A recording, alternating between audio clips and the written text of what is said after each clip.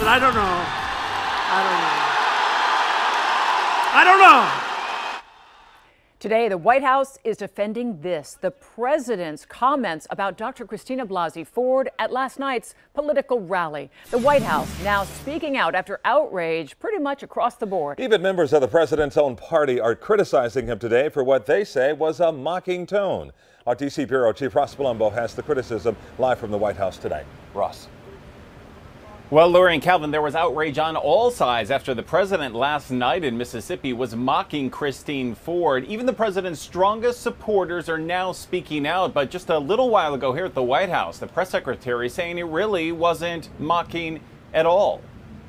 The president was stating the facts. The White House defending the president's comments, mocking Brett Kavanaugh's first accuser, Christine Ford. How did you get home? I don't remember. How'd you get there? I don't remember. Where is the place? I don't remember. How many years ago was it? I don't know. I don't know. The press secretary claiming those comments weren't mocking at all. I dispute that it wasn't anything other than the president stating facts. In fact, facts that were laid out. And presidential advisor Kellyanne Conway claiming Ford has been treated as delicately as possible. She's been treated like a Fabergé egg by all of us, beginning with me and the president. He's pointing out factual inconsistencies. But today there is outrage from Republicans to independents to Democrats. The president's comments were just plain wrong. I don't like what the president said last night. It made me feel sort of sick. Reprehensible, beneath the office of the presidency, and beneath common decency. We can always count on the president to go down to the lowest common denominator, mock people, call people names, attack them. This is what he does.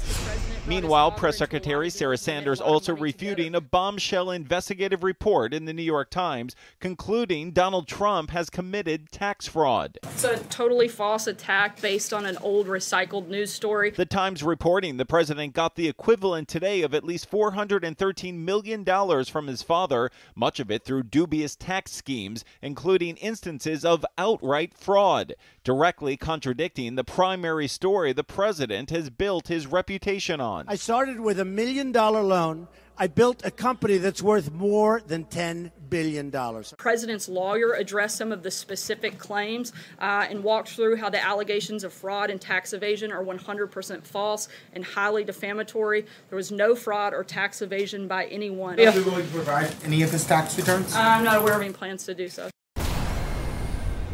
And breaking right now, you're looking at pictures coming out of Logan, Utah. That's just north of Salt Lake City. You see a white truck there and people, state and local investigators walking in hazmat suits. There they say they brought a suspect into custody, suspected of sending those packages yesterday to the White House and the Pentagon that preliminary tests show contain ricin. Now, the Secret Service is testing that substance again to make sure it is in fact ricin. They say at this hour, there is no danger to the public just north of Salt Lake City. That suspect has not been arrested. He's currently being questioned. But as you see from these aerials, they are meticulously going through the home. And Lori and Calvin, of course, it's a breaking story. Any new information on that, of course, we'll get it right back out to you. For now, though, that's the very latest live from the White House. Back to you. And we'll watch that scene. But Ross, also back to Kavanaugh. Any idea when the report from the FBI is actually going to come back? Well, Lori, if you can believe it, we're hearing now from several sources that we're expecting that FBI report to come back maybe as soon as today. As soon as we get it, we'll get that out to you as well. Okay, Ross Palumbo live at the White House, keeping us posted. Thank you.